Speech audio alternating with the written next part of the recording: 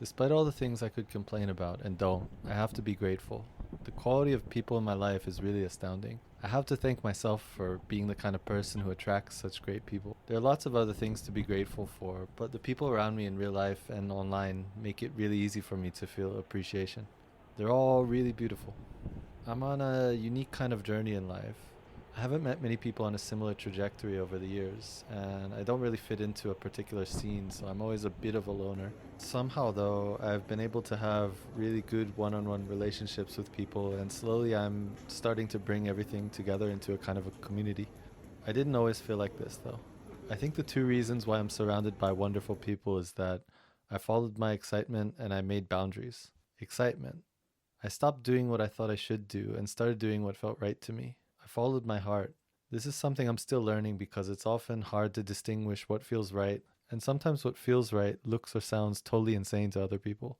When I chose not to use the last money in my bank account to fly back to my hometown and find a job, and instead traveled 12 hours by bus and train to go to a bookstore because I had a good feeling about it, it felt kind of crazy, but I also knew it was right.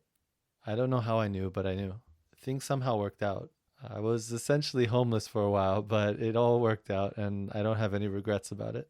I've learned to live like this, and I find even if there's a temporary setback, there's always an upward trend in the long term, and there are always lots of positive transformations along the way. I'm meeting more and more people on a similar upward trend, and more people who feel like kindred spirits just by following my excitement.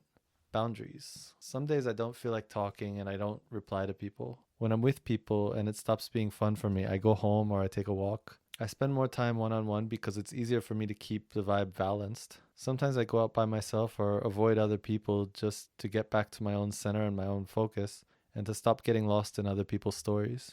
With work, I used to put myself in situations I didn't really want to be in because I was worried that things wouldn't work out if I didn't. Slowly over time, though, I've taken small steps towards ridding myself of anything that doesn't feel good. Yesterday, I rejected a new student because I don't want to start my day 3 hours earlier when I know it will throw my whole rhythm off. And I'm not desperate, so I draw that boundary. I don't put in any more effort with relationships where neither party benefits and neither of us really deeply enjoy each other. None of my friends are just for killing time. I tell friends when I don't want to talk about something that they really want to talk about, which is usually politics or something really negative that we've already talked about. If they're not trying to fix their problems, then I have no interest in talking about them. They just kind of bring me down. If they do want to fix them, that's fine. We can talk about them, but I'd like to keep my day as positive as possible if it's not helping anyone. I stop letting other people drag me into arguments and I take whatever action I can to make myself happier. Sometimes it means ignoring people, and sometimes it means blocking them or actively avoiding them. I don't have to do this much, but it's always something I'll do if it's really necessary. I have two friends who I have a no negativity rule with. They tend to spiral into these whiny tantrums, and I don't see how me suffering along with them will make their lives any better, so I don't. I try to see the best in people whenever I can and forgive them for the things that they want to change, although I never put myself in a compromised position that I can't handle. I also try to bring whatever good I can to anyone and everyone I can because why the hell not? What does it cost me? I don't do anything I don't enjoy, but I can search for things that I enjoy that others might enjoy as well, or things that I want to do which might make someone else's day or benefit them in some way.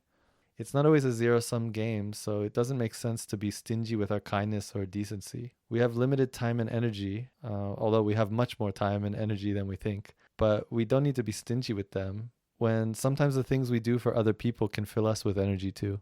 And so I find that there are more and more beautiful people around me in my physical life and in my online life, or even just people I have brief conversations with or interact with. It's not like I don't see difficult people sometimes that like to make drama, and every once in a while I get sucked into some conversation with someone that just wants to argue, but I try to just offer whatever kindness I can.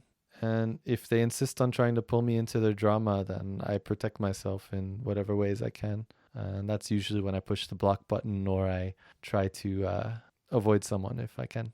I used to think that these great people around me now didn't exist, but here they are and they're here in abundance. And I know there are many, many other people out there like this. And sometimes the people we think aren't that great will show their greatness if we change something about the way we interact with them.